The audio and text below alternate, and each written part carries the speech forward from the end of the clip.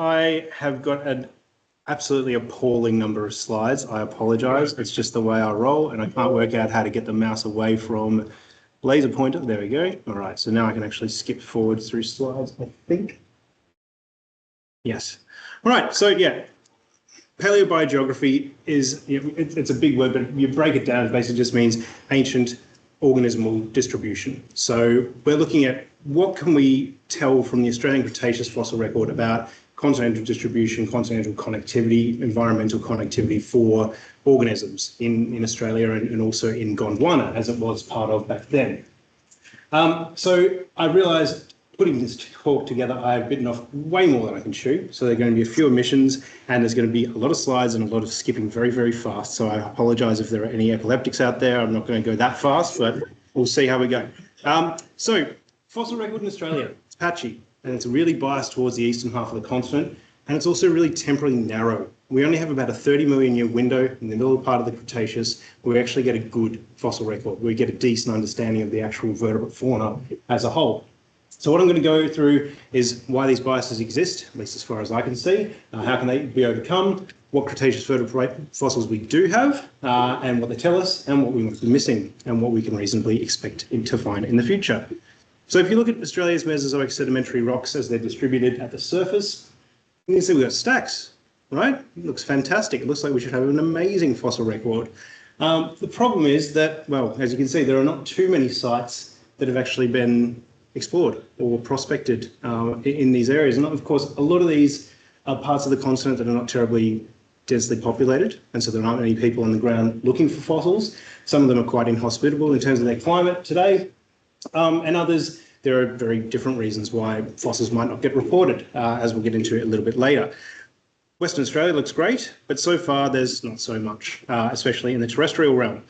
In the GSWA's 2015 map, you can see plenty of Cretaceous rock, or Mesozoic I went through for this talk, previous talk. And yet, other than the Cretaceous marine units up north of Geraldton, which the Western Australian Museum has been looking into for many years now, the Jurassic hasn't really produced anything except from one site in Bringo railway crossing near, or railway cutting near Geraldton. The Cretaceous marine stuff up in the north near the Northern Territory, I don't know of much that's come out of it at all, if anything. And so there's a lot of work to be done still in the west, but well, we'll get into that a little bit later. Quickly, if we go basin by basin in Australia, and I won't go through them all, I promise. In Victoria, you get a pretty narrow window, as I mentioned, of when you get Cretaceous vertebrate fossils. You get tiny little mammals if you look hard enough for them. They only get found because people are sitting on the beach, breaking down rock into sugar cube sized pieces and actually looking for tiny little fossils, and they'll find them sometimes and they'll be beautifully preserved, and there are about 50 of these jaws now. And they tell a great story, but it takes work to get them. The fossils from around those mammals have produced all sorts of evidence of big amphibians, small plant-eating dinosaurs, and also at one particular site in Coomorra, which is an old freeway cutting, which is the freeway has since been deviated, so this fossil site is actually now more accessible than it used to be. You actually get Australia's only Cretaceous feathers, and you get a diversity of fish as well. If you move onto the west side, west of Melbourne, the Otway coast, you get evidence again of all sorts of dinosaurs, not so much of the mammals, but particularly these ornithopod dinosaurs, these small plant-eating dinosaurs, bipedal, walked rather than hopping, but they would have been, sort of, I guess, functionally equivalent to wallabies today, even if they didn't move the same way. You go into the Surat Basin in straddling New South Wales and Queensland, you get one fossil in the Minmi member of the Bungle Formation, which is Minmi. There's a bit more of it to it than those few bones. There's a bit of armour as well and some vertebrae, but it's an ankylosaur that was buried out at sea. Otherwise, though, the representative in the Surat Basin is the Graham Creek Formation, and this is Lightning Ridge. This is the opal fields up in the north of New South Wales. And so most of these fossils are found in opal miners' tailing piles. And as a result, they've already been through, I guess, a human sieve of what's not good quality opal, but also what's coming out of the rock tumblers. You'll only get small fragments of bone a lot of the time. And yet there's quite a diverse fauna represented as a result of the efforts of people like Phil Bell at the University of New England in Armidale, and also the people at the Lightning Ridge Australian Opal Centre. Eromanga Basin's a lot better in terms of what, it's far more extensive as well into South Australia, into Queensland and New South Wales. The opal fields in South Australia have produced some pretty spectacular specimens of marine reptiles, so Immunosaurus and Palaeonectes in particular, and also one dinosaur that's cut off at the left, which is Kakaru, which we'll come back to later. The Tulabuck and the Alaru mudstones, which basically form this sort of halo around the Eromanga Basin through the centre of Queensland, this marine unit from the Eromanga Sea. You get amazing ichthyosaur fossils like this Platypterygius from Telemon Station, found in about 1925. These elasmosaurs, including the skull of Eromangosaurus at top left, and a new one that's being worked on by Espen Knudsen and co in Townsville at the moment, and this spectacular specimen from McKinley, north of, in sort of northwest of the Eromanga Basin.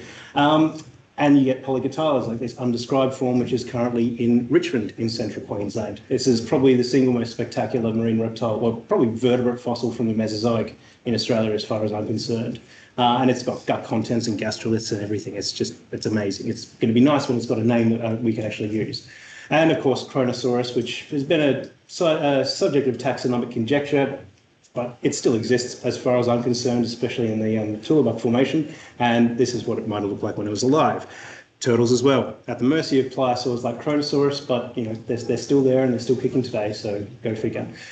In these units, you do get some terrestrial input as well. You get, and volant input. You get pterosaurs like Osidraco and Mathunga. You get sauropods like Ostrosaurus, and you get ankylosaurs like Kumbarasaurus. And you also get the one that my PhD student Adele Pentland named earlier this year, which is Halischia, known from the most complete pterosaur skeleton yet found in Australia. You go slightly stratigraphically higher and sort of outside of the halo of the, or inside rather, of the Tulabuck and the Alaru. You get to the Mukunda Formation, which has only really produced one skeleton of Muttaburrasaurus and a few other plesiosaurs and that sort of thing, but not too much. There's plenty of exposure. There's more fossils there for sure. But this is Australia's most complete ornithopod dinosaur. It's currently being restudied by Matt Hearn. You go into the Winton Formation. This is a unit that I've worked in a lot. You get freshwater fish, so Rod Beryl described Cladocyclus gettysii, Isisfordia duncana, named by Steve Salisbury and colleagues. These are from near Isisford, as the name Isisfordia suggests. But then around Winton, you get just stacks of fossils. And this is because of the efforts of the Australian Age of Dinosaurs Museum, with which I've been working. You get a surfeit of sauropods, so Diamantinosaurus and Savannahsaurus. You get the odd theropod as well, which is really nice because they're pretty rare in Australia. You get a crocodile called Confractosuchus with an ornithopod in its belly, and you get the pterosaur Ferrodraco, which again Adele named a few years back. You go north, not so much other than the Broome Sandstone in the northern part of Australia, and that's only footprints, no bones at all. Still, these demonstrate quite a diversity in the fauna. So you get ornithopods, you get theropods, you get stegosaurs, you get ankylosaurs, and you get sauropods. So quite a typical early Cretaceous fauna. But again, we've only got footprints, so we can't say much about them taxonomically beyond what the footprints can tell us. And if you get into Western Australia, plenty of rocks, and I know Rhys Mycord and Michael Siverson are looking into a lot of these units. But there are very few fossils that have, I've included as being of note, but that's my own bias, I imagine. But there's a theropod from Gingin, for example, which is a single phalanx. There's a theropod jawbone from the same sort of site, and also mosasaur flipper elements as well. And they're rare fossils, but these are groups that are also relatively rare, especially in the western half of the continent. So to get any evidence of them at all is fantastic, and that's why these efforts are thoroughly encouraged and hopefully ongoing. And up in the Muriel Marl, the only really late Cretaceous unit that produces anything at all, you get single ulna from an Asdarchid, a giant pterosaur. These are the biggest flying animals of all time, up to 12-metre wingspans, and this is the only evidence of them in Australia so far. So that's a whistle-stop tour through the actual units. You can see, though, that there's a dominance of marine units here. So we don't have much in the way of a terrestrial record across much of the continent. And that is because a lot of the time during the Cretaceous, especially in the early Cretaceous, or exclusively in the early Cretaceous, you had the Eromanga Seaway essentially inundating the whole continent at times. And it sort of waxes and wanes in between. This is as far, by no means sort of the be-all, end-all of its extent through time. But you can imagine what that was doing to the fauna. It was creating islands rather than a contiguous continent. So it's separating populations of animals and possibly encouraging evolution and isolation. It's changing environments from terrestrial to marine, and therefore maybe reducing productivity and constraining the herbivores that can live there and thereby knock-on effect for the carnivores.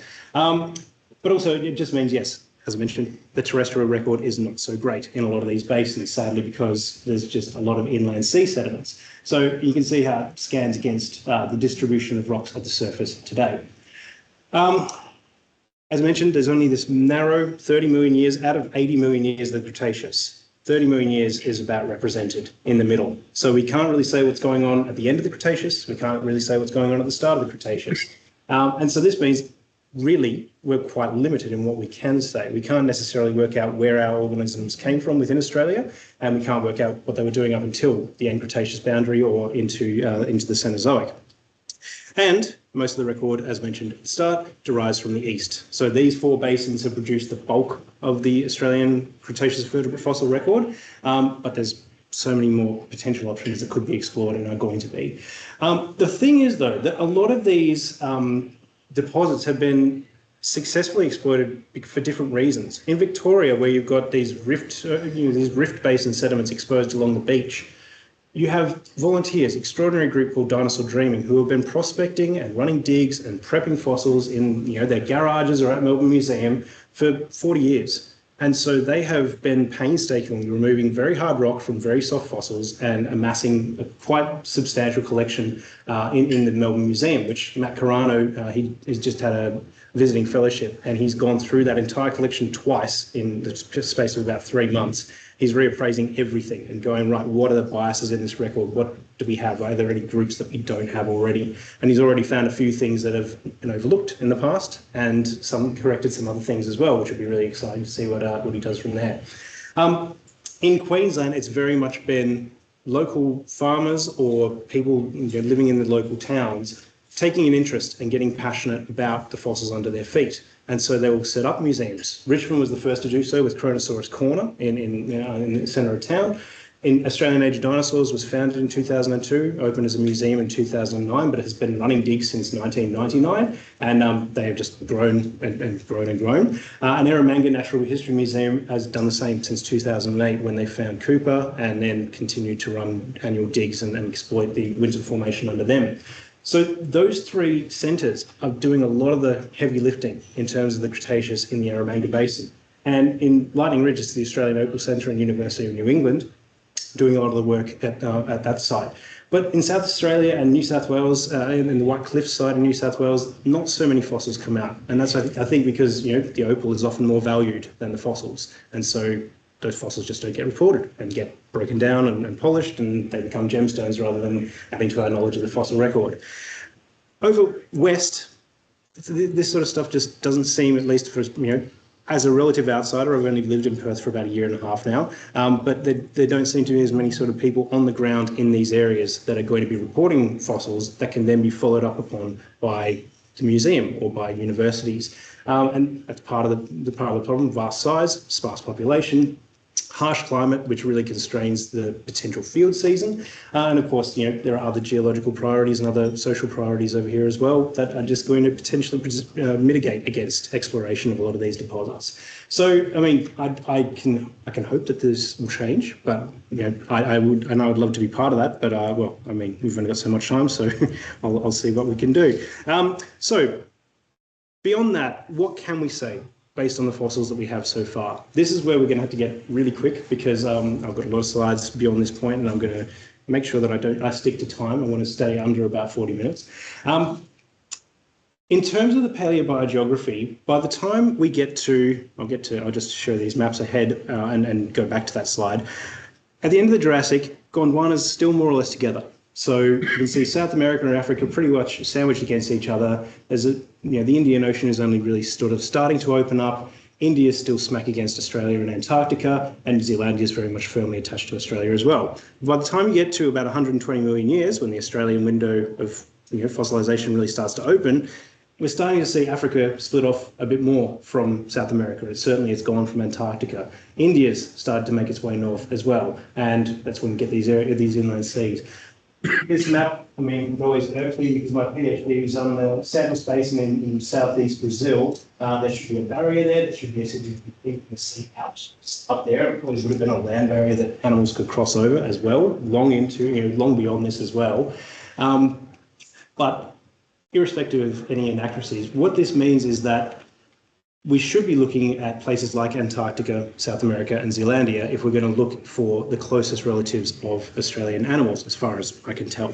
And so if we go back to this slide, unfortunately, the Antarctic window is narrow, the last 15 million years of the Cretaceous or so, nothing before in terms of terrestrial vertebrates. New Zealand is the same, and most of their record is marine reptiles. There's very few terrestrial animals from the Cretaceous at all. Those that are often preserved in those marine units. The Moonga Stream up in the North Island has produced dinosaurs, and they're fairly typical for Gondwana in the Cretaceous as far as we can tell. But what this means is that for the Australian record itself, if we're going to compare apples with apples, or apples with similarly aged apples, we need South America to be our sort of go-to comparator.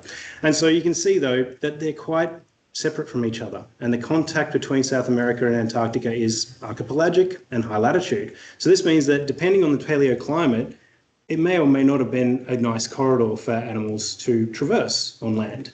And certainly at around 120 million years, there's been some really amazing work coming out of South Australia, which has suggested that parts of South Australia, at least, were glaciated for parts of the Valanginian and parts of the Aptian, so around 120 and around 110 million years ago. And that would have been a real barrier to especially cold-blooded vertebrates, but possibly hot-blooded ones as well. So, this is, again, something not necessarily represented in these paleogeographic maps, but something that has to be considered, just like desertification. There was a whopping great desert a bit further north than represented there in South America that really separated that continent into northern and southern zones and had a great impact on dispersal between them. And so that's another thing we need to work into the fossil record. So we go to the end of the Cretaceous, and you can see by then we should expect Australia to pretty much have severed ties with everything and be floating away as an island continent, presumably full of marsupials by this point, but potentially not, as we'll see, because, again, 66 million years ago, it should be further south. So this, the people making these maps would be nice if they were Australian and actually getting them right. I'm not going to go through all vertebrates, but I will try to go through most. I'm not going to go through I'm not going to go through sharks, Makar, I'm sorry. That's your realm. Actinops can be done by Rob Beryl.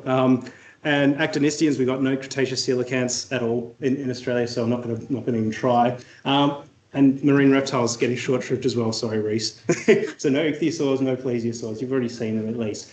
But I'll try and go through some of the rest. And so we'll be really quick, I promise.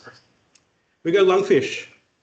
Their tooth plates are everywhere in the Australian Cretaceous. They were doing really, really well. We know from the Cenozoic record that they've just basically been on what Ann called a long defeat until the last 5 million years ago. They were pretty well Australia-wide, but as we dried out, they got hit for six, and now they're constrained to a couple of river basins in Queensland. But we know the diversity of these things was quite high in Australia. They're only represented by tooth plates.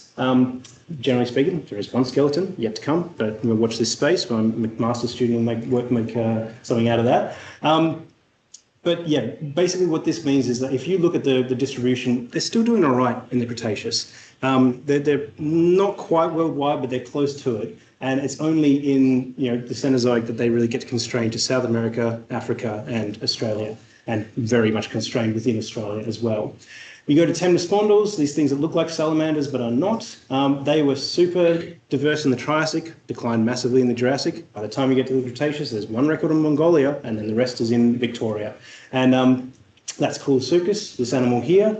Head basically the size and shape of a toilet seat, but one you would definitely not want to sit on. And as you can see, just in Victoria. And the thing is, this is also that's only in eastern Victoria. They've never been found in the Otway Basin. Only in the back. So even since we've tracked their extinction, or at least their extirpation in Australia during the Cretaceous as well, possibly because of warming at this time. And so it's kind of crazy to see that there's basically no record of them outside Australia at this point. But they did all right here until about 120 million years ago. Frogs and salamanders got nothing. They're everywhere in Australia today, at least where waters are nice and fresh. But there's no Mesozoic record at all.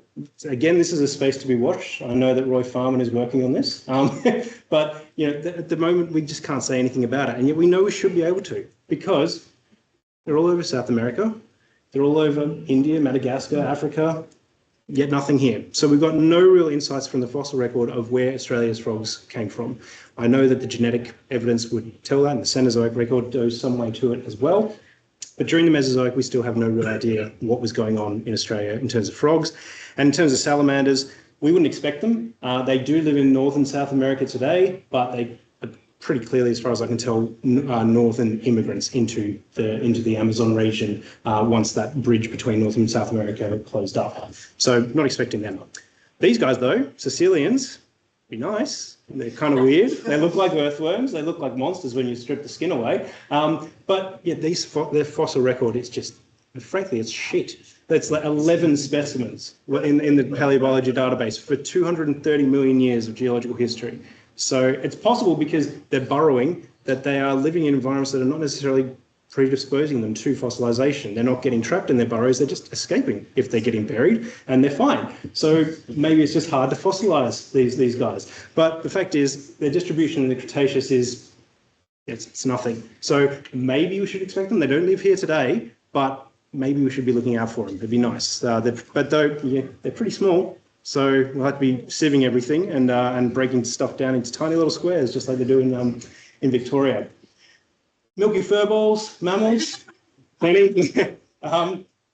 So all the Cretaceous ones, mammals, they're monotremes or possible close relatives of monotremes. No marsupials whatsoever. Okay, we know though that marsupial relatives were doing well in North America in the Cretaceous and in Europe, and they came down into South America at some point, and then true marsupials evolved there, or somewhere between South America, Antarctica, and Australia, and then spread throughout. But all Australian ones, Kenny, correct me if I'm wrong, they share a common ancestor. You correct me. Australadelphia, is it? Yeah. Yeah, so all the Australian ones share a common ancestor. And so that's pretty much one entry point into Australia, and then that's where all our marsupials come from. But this is the Cretaceous scene in Lightning Ridge. It's just a panoply of monotremes, possibly doing all sorts of things, burrowing, swimming, digging, you name it. Sternodon was surprisingly large for a Cretaceous mammal. It's like, bigger than a cat, but it's only known from a single tooth. So again, more fossils would tell us so much more, and each of these are only represented by jaws or teeth, so they're all speculative.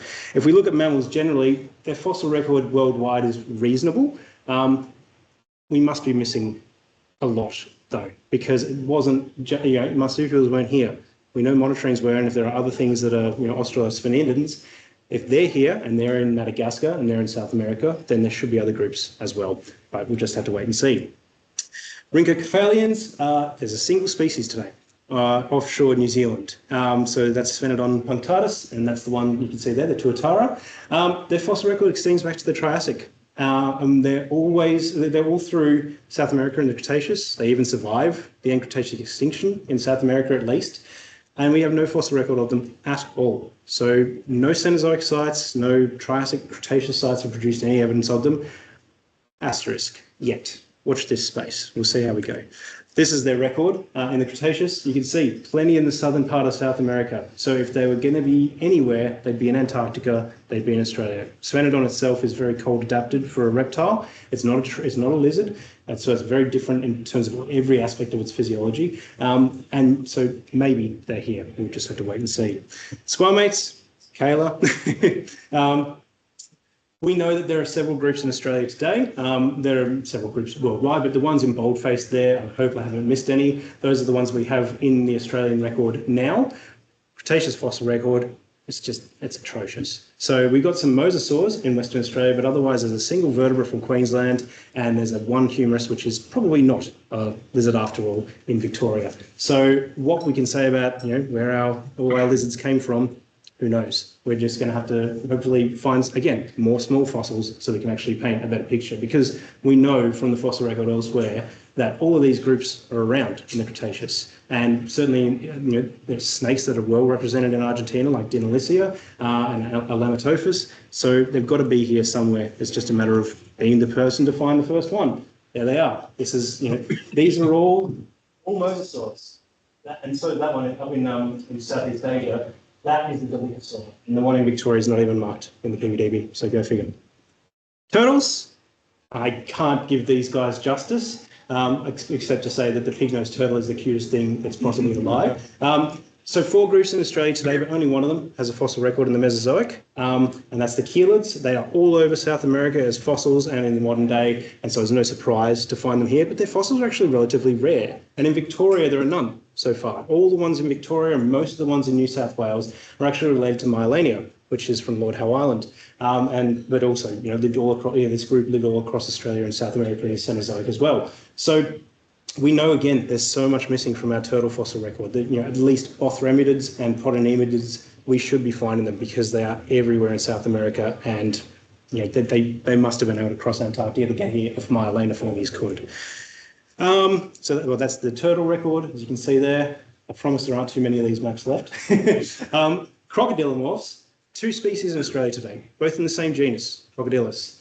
That gives you a really false view of the actual record of crocs in the past in Australia. Because if you go back even only a few million years, you've got Megaseukines, and they're all across the Pacific as well, this totally endemic sort of Australo-Pacific group. You get false gharials and gharials, which are otherwise, they're in India today, famously. And crocodiloids are relatives of Crocodilus. But in the Australian Cretaceous, you're going back further in time, they seem to have nothing to do with any of the Cenozoic ones, let alone the ones that are in Australia today. So you've only got 2 named taxa, Confractosuchus and Isosfordia, and you've got some indeterminate remains from Victoria, and that's it. And they're only Western Victoria. So it's like almost competitive exclusion between the Temnospondyls and the crocs through about 10 million years of time, which is possibly climatically controlled. But there's one group in South America. They're all over the place, and they got into Africa, they got into Europe. They should be here, but they're missing from our record, and that's the Notosuchians. And if we find them, it'll be amazing, because some of them are herbivorous, some of them have got armour like an armadillo, hence the very imaginative name, and others are terrestrial predators with a much more upright stance than modern day crocodiles have. So they're competing with theropods basically as being top dogs on land, which is kind of crazy. It didn't really happen anywhere else. Except South America. So it's cool to see. I mean, some of them are still very typically sort of crocodilian in terms of their form, but it'd be great to see some of these guys turn up in Australia at some point. And this is the distribution of crocs. Again, so limited. We'd love to improve this in Australia. Pterosaurs, unlike all groups we've looked at it before, these can fly. So biogeographically, it's like, how informative are they going to be? All the ones we have so far, bar 2 specimens, would have looked more or less like this animal here. So they're sort of very toothy, terrifying, like toothy pelicans, basically, with a crest on the snout. They're the Anhanguarians or the ornithochiroids, and they're all over the world during the Cretaceous. They go extinct around 95 million years ago, so we've probably got around the latest ones in the fossil record here in Australia. But pterosaurs, being pterosaurs, they've got hollow bones. They don't fossilise well. They don't play well with others. So, we might have an underrepresentation only because of the nature of the animals. Dinosaurs, and I think, I've got 10 minutes. Let's see how we go. Ceratopsians, I wouldn't expect it. You've got Serendipitoceratops name from Victoria. I don't buy it. It's an ulna. It's crushed. It's not good enough. If we're going to establish the presence of these animals here, we need to do better. They do go back to the Jurassic, so they do go back before Gondwana splits from Laurasia properly, but yeah, I don't think so at the moment. Pachycephalosaurs, same deal, no records. Hadrosauroids, I think that we missed them in the Australian fossil record. They only come into South America from the north around 20 million years before the end of the Cretaceous, so we probably just missed them in the Australian window. The only place I'd be thinking they'd be is in the Miriam Mile. And they might well be there because, you've got things like Gonkoken in Chile, you have teeth in Antarctica and a phalanx as well. So they could be here, but I think our rocks are probably going to be too old for them. Otherwise, though, you go further down the ornithopod family tree, they're more basal forms. We've got plenty of them. As I mentioned, in Victoria, they're everywhere, like Lielenosaura with a super long tail, and like Metabarosaurus up north. Ankylosaurs, for a long time, these were thought to be not really so much of a thing in South America, and then Stegosaurus comes out and bats everyone over the head with this wonderful tail that it has. This is closely related to Quimbarosaurus from Queensland and also to Antarctopelta from Antarctica. So that's showing very nicely contiguity between those continents during the Cretaceous and exchange of these faunas across it. Stegosaurs, no bones, but footprints, yes, we got them. Up in Broome, also in a few coal mines from southeast Queensland, near Ipswich. But, we'd love to find some fossils of these guys because, they're pretty charismatic. It'd be nice to get them. And also, they go extinct somewhere during that window in the middle of the Cretaceous. Not sure exactly when, but we could have some of the latest surviving ones here in Australia if we do find them. You go to theropods, birds, obviously everywhere today. I wasn't going to even try and take all the ones, but all of them. But you have a group called enantiornithians, the opposite birds of the Cretaceous. They're present in both continents. So Nanantius provided this evidence back in the 1980s from near Boulia in Western Queensland. Troodontids, nope. Dromaeosaurs, you get an endemic Gondwanan radiation called unanlagines. They have all sorts of wonderful forms in South America. So Austroraptor's taller than me, but Boitroraptor, that skull's about this long, so it's a titchy little thing. We've got very meagre evidence of them here, but they are present in Victoria, and we've got reason to believe, based on a paper that's just come back from review at JVP, that Kakaroo might be one as well. So wait and watch this space. Oviraptorosaurs, no deal. We've got none of them, even though they're in the north and doing very well in the Cretaceous. Same with Therizinosaurs. Alvarezsaurs. This is a group that I look at and go, you should be here, but you're not. They've got tiny little arms, possibly specialists like termite mound burrowers or something like that, like giant anteaters today. That's how they're presented in Prehistoric Planet anyway. But we got no record of them in Australia yet. And so, they're decent skeletons in South America. That's obviously not 100% real bone. So, a lot of it's modelled from northern forms, but they should be here. So it'd be great to find evidence of them in the future. One of the mimosaurs possibly could be here because they are in Africa in the Cretaceous, but no records in South America or Australia yet. Tyrannosaurs, don't get too excited. It's not T-Rex, it's titchy little things that are related to T-Rex. They're sort of outside the main T-Rex family, and there are only meagre remains so far, limb bones and pelvic bones from Victoria.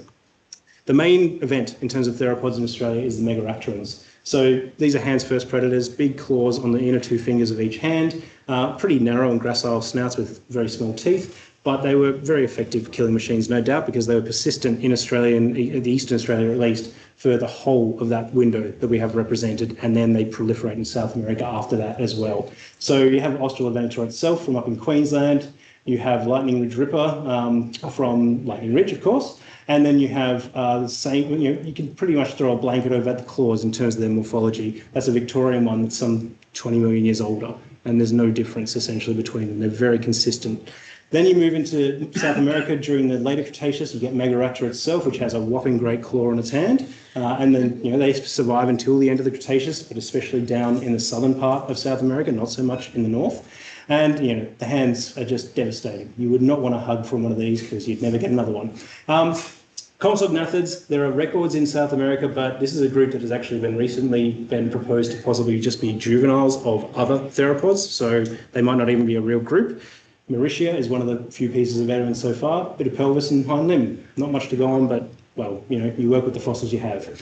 And then, again, don't get too excited. We've got a possible Carcharodontosaur in Victoria. It's only a couple of shin bones so far, but that's enough to compare with other Carcharodontosaurs and go, yes, they very much match up with each other. But we're not getting what we would sort of typically envisage as being a Carcharodontosaur, which is something on the same sort of scale as T-Rex with sometimes even bigger looking head and enormous teeth, but we're not getting these in Australia. Possibly, our environments just weren't right for them. Big floodplains might not have been the best for a multi-ton predator to traverse, but we can wait and see. My feeling is that if we had these, we'd find their teeth as being shed at sauropod sites, and we haven't found any of them at any of the sauropod sites so far in Winton, so I'm not holding my breath, but I'm hoping. And Spinosaurs, they're present in South America, but not in Australia. This is a key though, they're only really in the north of South America, and they also are in the north of Africa. So there's this sort of window in the equatorial latitudes that these guys seem to have really liked, and then outside that, they're not doing so well. So maybe we shouldn't expect them in Australia. They have been reported from here before, a single neck vertebra from Victoria, but in 2019 we reappraised that and said it's actually a Megaraptorid, so we don't have a record of them anymore. This is the one from Brazil with one of the most wonderful names I think ever given to a dinosaur. But yeah, anyway. And then Abelisaurids. This is a really weird one that I would have expected to find here, but we haven't yet. These are very much head-first predators with the tiniest arms among theropods you can imagine, possibly even more so than those Alvarezsaurs. These are all over South America, from the late early Cretaceous to the end of the Cretaceous, especially up north, but all the way down south as well, and yet not a sausage in Australia so far. So, you know, we're expecting them, but they haven't turned up just yet. And then there's one group that's related to them, the Elaphrosaurians and the Noasaurids. We established this 4 years ago now. A single neck vertebra from Victoria, found by Jessica Parker, and you can see how small it is, but that was all we needed to say this group was present in Australia. And apart from a paper that came out about 2 weeks before ours that said, yep, they're present in the Cretaceous of South America as well, it had extended their record by something like 40 million years in time. They weren't expected in the Cretaceous at all, and then 2 records come out the same year, both in the southern continents. So go figure. And then my favourites, I'm biased, but they're the best, they're the biggest. Sauropods, I'm not sure about titanosaurs. They're like a dominant force in South America. And while we had thought for a long, long time that a lot of Australia's sauropods are titanosaurs, they keep tumbling down the tree towards the base of Titanosauria to the point that they've jumped out of it. And so now they're coming out as, what are they called? Symphospondylans, which is a horrendous name, but it's, again, what we had to work with. These are some of the biggest examples from Argentina that at least I've gone to visit. So Patagotitan's enormous. It's like that femur is something like 2.3 meters long. Photolonchosaurus is, you know, still like 1.9, and Notocolossus is about, that's the humerus, and that's 1.6 meters or so.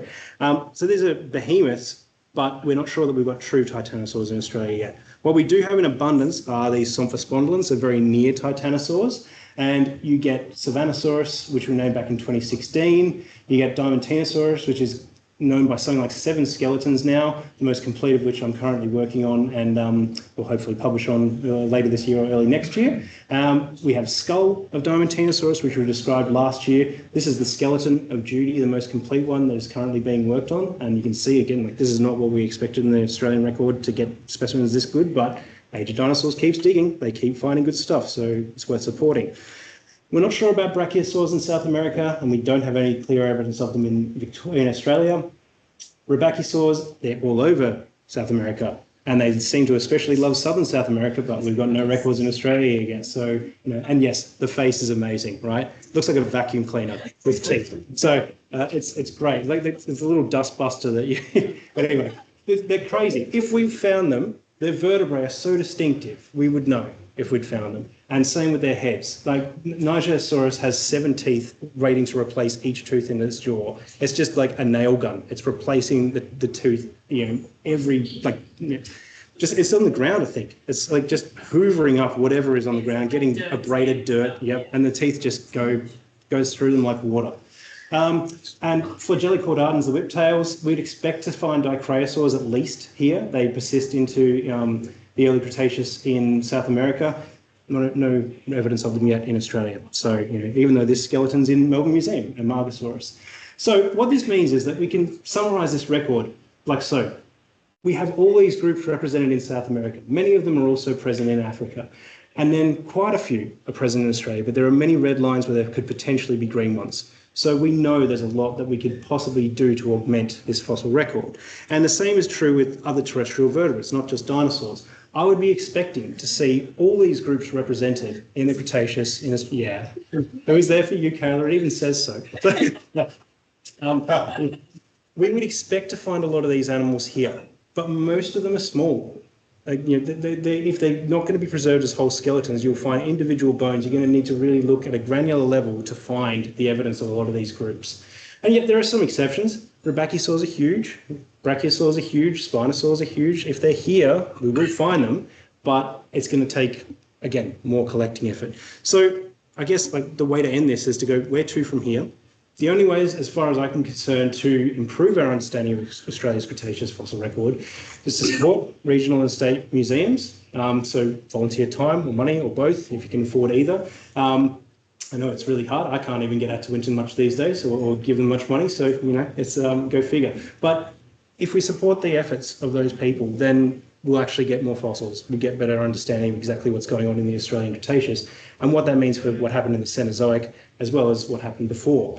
I'd encourage people to go and look for fossils. You know, geologic maps exist for the whole country. I want to go up to Jurassic and target the beds that have produced insects and plants because that seems to suggest they should be able to produce a lot more. And yet, you know, they haven't necessarily been explored for vertebrate fossils specifically. So it'd be nice to see what we can do in that space. But the other way, and this is one that I've been doing, especially now that I've become a parent and I find myself very limited in terms of time, is to scour collections. You go through fossils that have already been collected and possibly been gathering dust in collections for 20 years, and you look at them and go, oh, I know what this is now. It's possibly only because of a fossil discovery announced the year prior, which allows something to click into place. But that has been a way to establish the presence of new taxa historically through paleontology. You look at old fossils with a new eye, and you might find something that jumps out at you, and you can then establish the presence of a new group in Australia. And the other thing is, I guess I would encourage more people to look at the Australian Cretaceous fossil record through a sort of lens that I've tried to look through it very foggily here, which is that if you look at the records of the adjacent continents in the same sort of time periods, you get an idea of what you might find. We might find paramesolloids, we might find rhynchocephalians, we might find frogs and turtles and all sorts of things. So if we actually have a sort of search image for each of those groups, we may be able to find them more easily when we're out in the field or when we're going through collections. So I've miraculously kept it to about 40 minutes, and you've stayed with me. So thank you so much for listening, and hope you enjoyed it.